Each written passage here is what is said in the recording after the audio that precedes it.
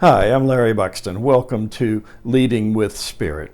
Here's a small incident that was tucked inside a recent newspaper story that I found the little incident far more important and more powerful than the whole article itself. It was about Representative Barbara Lee, a long-term congresswoman from California. In 2001, shortly after the 9/11 attacks, Congress was asked to authorize unlimited and unrestrained military force in the war against terrorism. Barbara Lee was the only member of Congress to vote against it. Hers was not a popular vote, as you can imagine.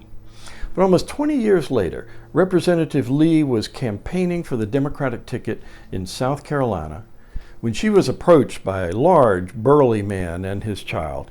He didn't want to talk about the election. He wanted to talk about her vote in 2001. And he explained that he was initially furious over her decision. "What you did," he said, "I hated you." But over the years, seeing how futile the war, especially in Afghanistan, had gone, he'd had a change of heart.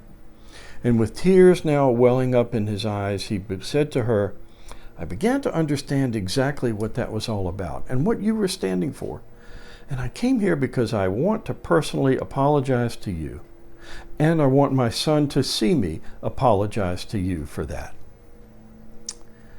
Any act of contrition is significant, but the man brought his son with him so that he could see his father apologize. That's powerful.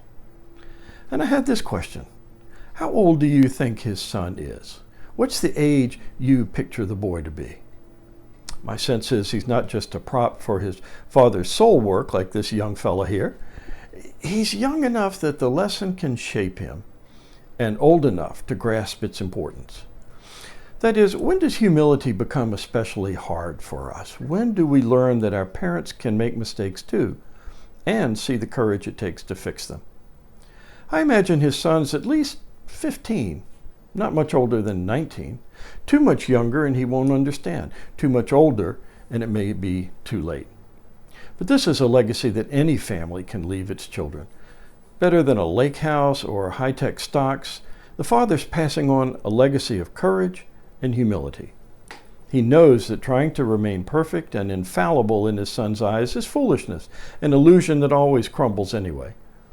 But instead, the father takes command of his own humanity and shows his boy that true manhood, true adulthood, includes being strong enough to admit when you're wrong.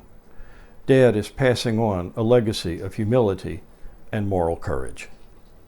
And the truth is, it's never too late. Any apology and repentance can have life-changing moral impact. It always benefits us to see our parents and grandparents, or our supervisors, our friends, do the hard work of integrity.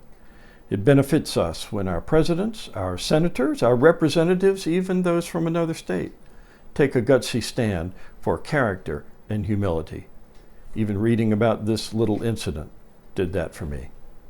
So let's vow never to run away or never to run away again when that opportunity comes to us.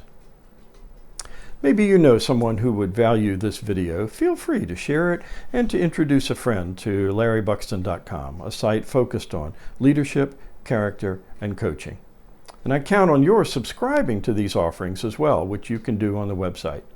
Thanks for joining me this afternoon. God bless you.